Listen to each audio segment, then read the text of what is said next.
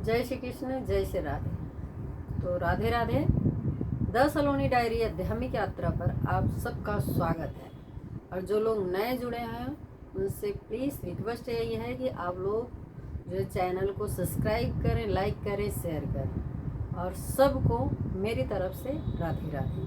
तो आज चलते हैं कथा की तरफ बढ़ते हैं। कथा में बढ़ने से पहले आज जो है श्री कृष्ण भगवान की 16,000 रानियों के बारे में जानेंगे कि प्रभु ने किस तरह से दुनिया की परवाह ना करते हुए 16,000 रानियों मतलब रानी से जो उनकी शादी हुई थी। तो इसके पीछे का जो रीज़न है, चलते हैं कथा की तरफ बढ़ते हैं। तो कहते हैं कि एक प्रभु ने जब निर्धारित करा, मतलब इस तरह से प्रभु युद्ध लड़के तब जाकर के उसमें उन कन्याओं को छुड़ाते हैं। तो अब मैं आप लोगों को उसी ग्रंथ में से ही श्री माँ भागवत नवनीत में से ही आप लोगों को ग्रंथ सुना रही हूँ। इसी में कथा आती है, कथा है। और इसमें पता बहुत अच्छी कथा ये है कि कहते हैं कि श्री कृष्ण भगवान ना भौमासुर नामक का एक राक्षस था। भौमासुर नामक का एक राक्षस था। तो वो बहुत उसकी बुद्धि जो है भ्रष्ट हो गई थी। वो बलि देना चाहता था। तो इसलिए सारे राजाओं की जितनी मतलब कन्याएं होती थी सबको पकड़ के लाते थे और काल गृह में डाल देते थे। तो इसी तरह से 16,000 हो गई थी कन्याएं और सभी जो है राजा की पुत्रियां ही थीं। तो 16,000 हो गई। तो अब उनको बचाने के लिए कौन आए? देखो, इंसान उनको बचाने के लिए, इतने राजा महाराजा थे, उनकी पुत्री को कैद कर लिए थे, लेकिन उनकी हिम्मत नहीं थी कि अपनी पुत्री को वो बचा ले। लेकिन कहते हैं ना, जब परमात्मा को आप याद करोगे तो परमात्मा आपके पास जरूर होगा, क्योंकि वो आपके हाथ तो पकड़े हुए नजर नहीं आएंगे, लेकिन आपके साथ ही हमेशा खड़े होते हैं। इसी तरह से कहते हैं युद्ध में शंभासुर को मारा है। श्री कृष्ण भगवान ने युद्ध किया है। युद्ध में जो है शंभासुर को मारे हैं। राजकन्याओं को कार्यगृह से बाहर ले आते हैं, छुड़ाते हैं। छुड़ाने के बाद शंभासुर के कार्यगृह में राजकन्याएं रहती हैं। इसलिए जगत का कोई भी पुरुष इनके साथ लग्न नहीं करना चाहता था। तो जो 16,000 कन्याएं थीं जिनसे प्रभु ने विवाह किया था, उसके पीछे की भी अभी कहानी मैं आप लोगों के साथ कथा शेयर करती हूँ। कथा बहुत ध्यान पूर्वक जो है सुने और वीडियो को लास्ट तक जरूर देखें और सुने। कथा सुनने से ही समझ में आता है कि हाँ, हमारे ग्रंथ, हमारी सभ्यता, हमारी संस्कृति में क्या हुआ। और इसमें बहुत अच्छे से संक्षेप से बताया भी गया और समझाया गया है कि किस तरह से आप समझ सकते हो, उस तरह से भी इस ग्रंथ में समझाया गया है। तो कहते हैं श्री कृष्ण भगवान कहते हैं कि इन कन्याओं को जब छुड़ा दिए थे तो इन कन्याओं से कोई लग्न नहीं करना चाहता था, शादी नहीं करना चाहता था। तो निराधार के आधार भगवान है, जो कहता है ना कि अरे मेरा कोई नहीं है इस संसार में, मैं तो अकेला हूँ, मेरे साथ कौन है। तो जो जिसके साथ कोई नहीं होता वहाँ पे प्रभु उनका साथ देते हैं, प्रभु उसके साथ होते हैं। तो कहते हैं अथ दुख में भी अगर जीव जो है वो कहता है कि मेरा तो कोई नहीं है, लेकिन उस दुख में भी प्रभु जो है खड़े होते हैं। तो मुझको साथ नहीं है, मेरा कोई नहीं है, ऐसा कोई बोले तो भगवान को बड़ा बुरा लगता है। तो ऐसा कभी नहीं कहना चाहिए कि मेरा कोई नहीं है, मैं अकेला हूँ। तो भगवान को भी बहुत बुरा लगता है कि मेरे होते हुए ये अपने आप को अकेला कैसे समझ रहा है। मैं तो इसके साथ ही रहता हूँ, तो फिर अकेला इसने कैसे समझ लिया।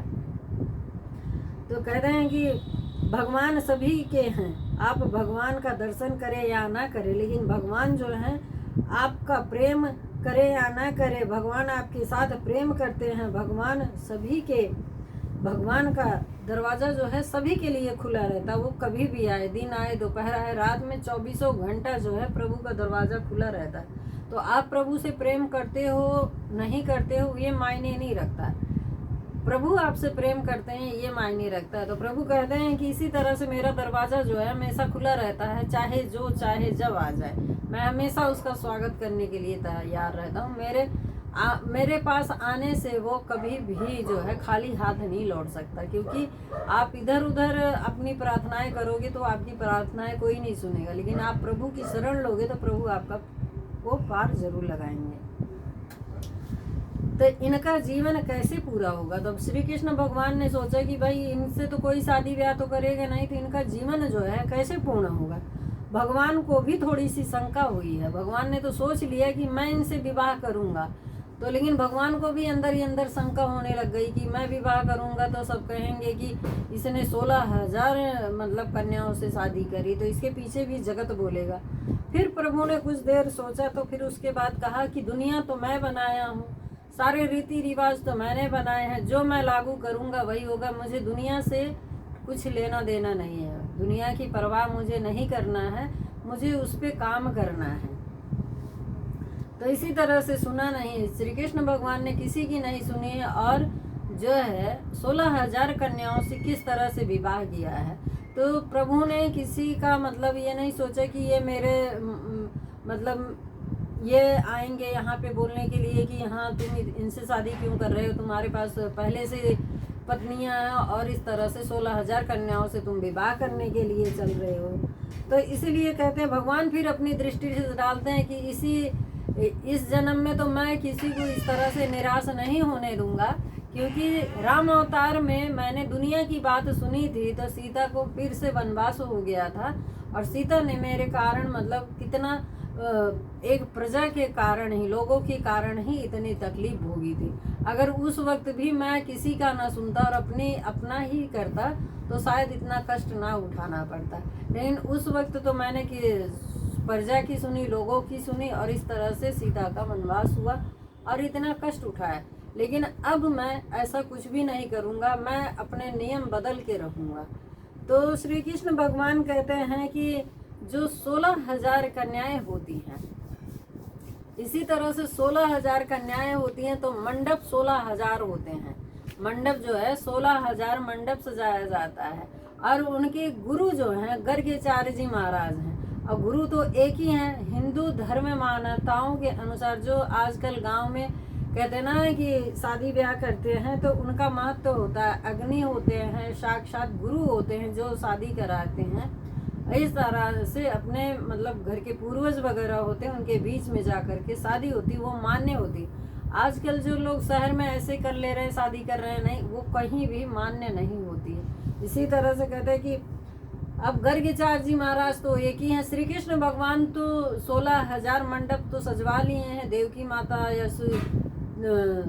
वासुदेव को इस तरह से लेके आए हैं। अब वहाँ पे आए हुए हैं, तो गर्गाचार्य जी महाराज तो अब एक ही हैं, मंडप तो 16,000 सजाता हो। कृष्ण भगवान क्या करते हैं, अपने गुरुदेव को भी 16,000 रूपों में दिखा देते हैं। 16,000 जितनी कन्याएं थी सबका विवाह गर्गाचार्य जी महाराज कराते होते हैं, और कृष्ण भगवान ने भी अपना 16,000 रूप धारण करा। 16,000 रूप धारण करके तब जाके 16,000 जो है कन्याओं के साथ जो है विवाह करते हैं। तो कहते हैं कि श्री कृष्ण भगवान कहते हैं कि दुनिया की परवाह नहीं करना। तो कहते हैं कि इसी पे कहते हैं श्री कृष्ण भगवान की एक जो है बाप बेटे होते हैं, एक बाप बेटे होते हैं, तो उनके पास एक घोड़ा होता है। अब इसी तरह से बाप बेटे जो है आपस में मतलब विचार करते हैं, कहीं भी आना जाना होता था तो क्या करते हैं कि एक ही घोड़ा है और दोनों आते जाते साथ में ही थे। तो कुछ दूर जो है बेटा बैठता था और बाप चलते थे, और बाप बैठते थे घोड़े के ऊपर तो बेटा चलता था।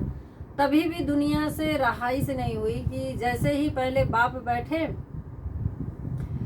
बाप घोड़ा चलता गया तो सामने से आया कि देखल कैसे इंसान है कि अपने बेटे को इस तरह से बैठा रखा, बेटा जो है बैठ रखा और बाप जो है इस तरह से पैदल चल रहा है। अब जो इतनी दुनिया की बातें सुनी, इतना थोड़ा दूर आगे गया तो बाप ने कहा बेटा एक काम कर, तू उतर जा, मैं बैठ जाता हूँ। जैसे ही बैठते हैं फिर घोड़ा जो है दूसरे नगर तक पहुँचता है। दूसरे नगर के लोग कहते हैं कितनी शर्म की बात है, कितनी शर्म की बात है, अपना बूढ़ा हो के जो है इस तरह से घोड़े पे बैठा हुआ और अपने बालक को जो है नीचे चला रहा है। अब वो बेचारा ना इधर का बाप भी सुन रहा है, बेटा भी सुन रहा है, इसलिए फिर थोड़ी दूर नगर में और आगे बढ़ता है तो फिर बेटा बाप जो है उतरता है, बोलता है हमारा घोड़ा तो बहुत तगड़ा है, चलो हम दोनों ही बैठ जाते हैं। इस तरह से दोनों बैठ जाते हैं उस पर। फिर घोड़ा आगे चलता है। घोड़ा जब आगे चलता है, जैसे दूसरे नगर में पहुंचता है, तो वहाँ के लोग कहते हैं कि कितने निर्दयी लोग हैं, पहाड़ के जैसे एक घोड़े के ऊपर बैठे हुए हैं, इन्हें दया भी नहीं आती है।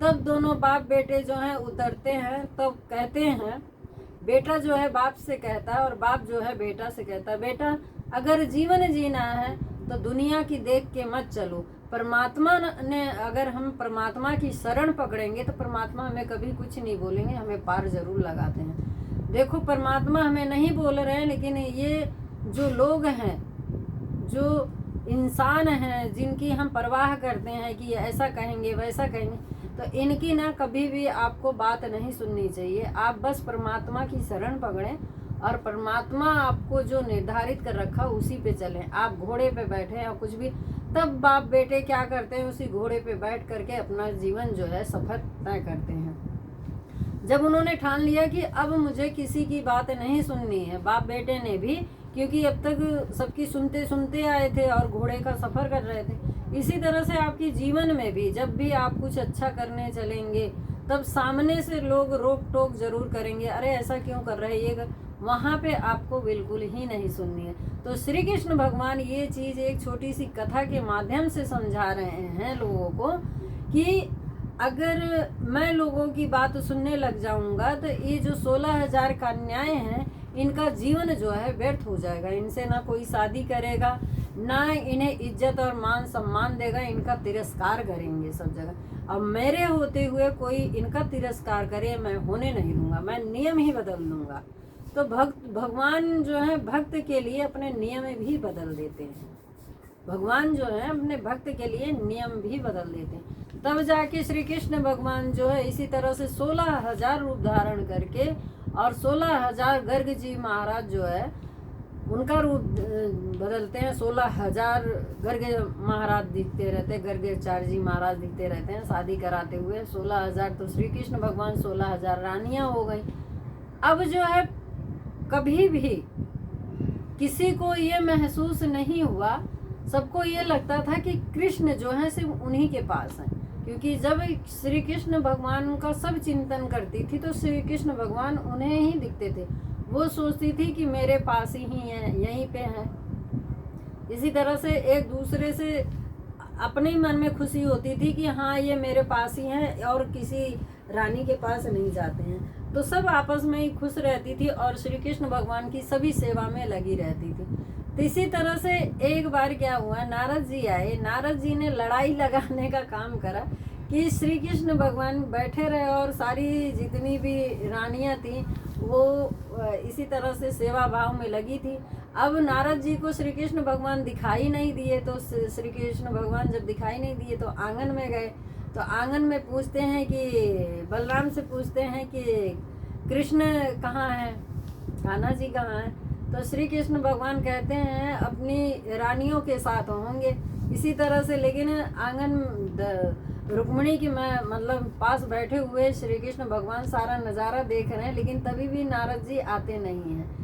तो एक दासी से कहते हैं जो 16,000 रानियों के पास जाते हैं, कहते हैं कि तुम्हारा पति तुम सबके पास कैसे जाता है, उसको समय मिलता है कि बस एक ही के पास वक्त गुजार देता है और किसी को पूछता नहीं।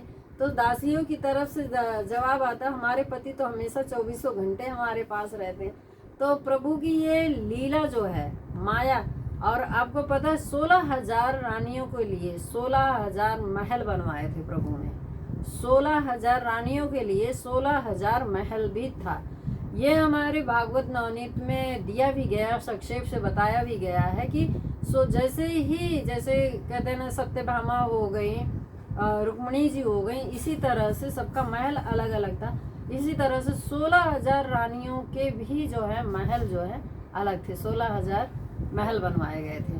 तो प्रभु ने अपने भक्त की इतनी लाज रखी कि वो जब प्रभु की शरण पकड़ ली तो प्रभु ने क्या करा, उन्हें अपने शरण में ले लिया। तो इसलिए कहते हैं इंसान की शरण पकड़ने से अच्छा है, दुनिया की परवाह करने से अच्छा है कि आप प्रभु का चिंतन करें और प्रभु के शरण पकड़ें, वही आपको पार लगा सकते हैं।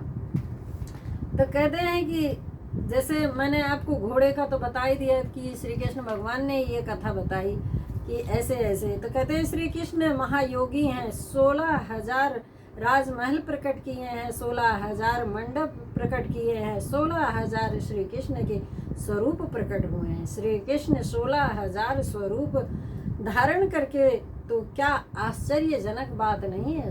उनके लिए तो कोई आश्चर्यजनक बात है ही नहीं, क्योंकि वो स्वयं प्रभु हैं, अपना रूप धारण कर सकते हैं। तो कहते हैं यादवों के कुल गुरु गंगाचार्य जी महाराज पुरोहित हैं, तो पुरोहित को भी उन्होंने इस तरह से मैंने बताया तो कर दिया।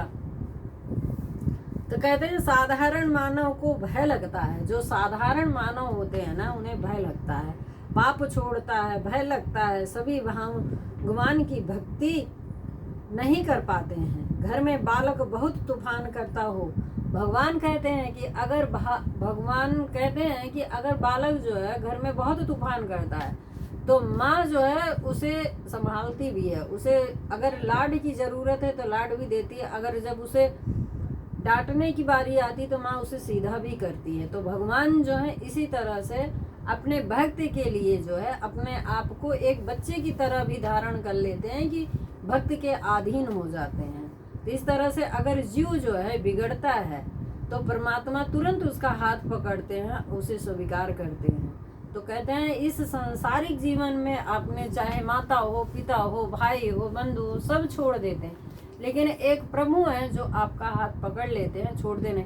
आप देखना, आप कितनी भी मुसीबत में हो और एक दिन ऐसा आता है कि जब आप सब जगह से हार जाते हो तो ऐसा लगता है कि अब आपके बस में कुछ भी नहीं, अब तो सब कुछ गया। तो वहीं उसी वक्त जो है प्रभु आपको पता नहीं किस तरह से उबार के बाहर ला के खड़ा करते हैं। तो प्रभु वहाँ पे जताते हैं कि मैं हूँ।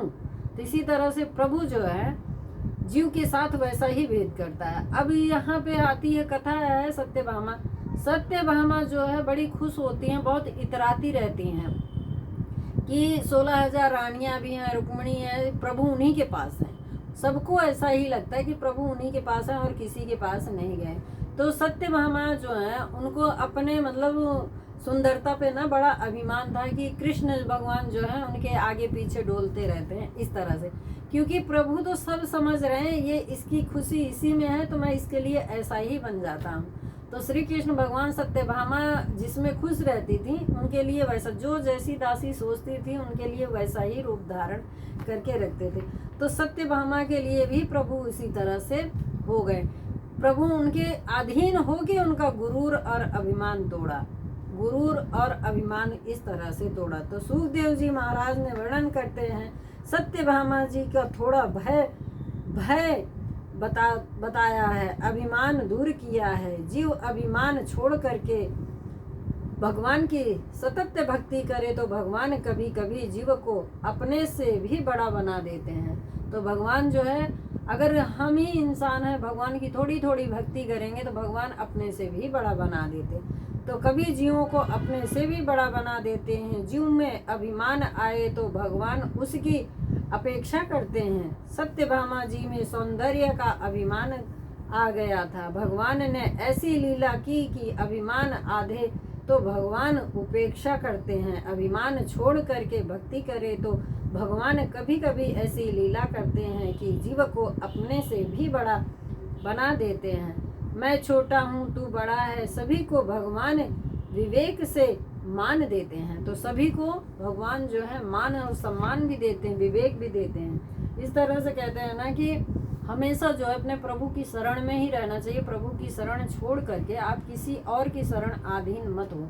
अगर दुख है, तकलीफ है, तो कहीं ना कहीं आज थोड़ी सी तकलीफ, तो आने वाला दिन प्रभु ने आपके लिए बहुत अच्छा निर्धारित कर रखा है। इसलिए कहते हैं ना, सुख आने से पहले जो है दुख की परछाई आती है आपके पास, ताकि प्रभु आपको उसका महत्व पता चल सके। जब आप सुख आए ना तो अपने दुखों को कभी भूलना नहीं चाहिए। इसलिए अपना कितना भी वक्त क्यों ना बीत जाए, लेकिन आपका बीता हुआ जो पल होता है, दर्दमय होता है, वो कभी नहीं भूलना चाहिए। उसे अपने जहन में हमेशा याद रखना चाहिए। इसलिए तो कहते हैं सुख और दुख हमेशा साथ ही चलता रहता है।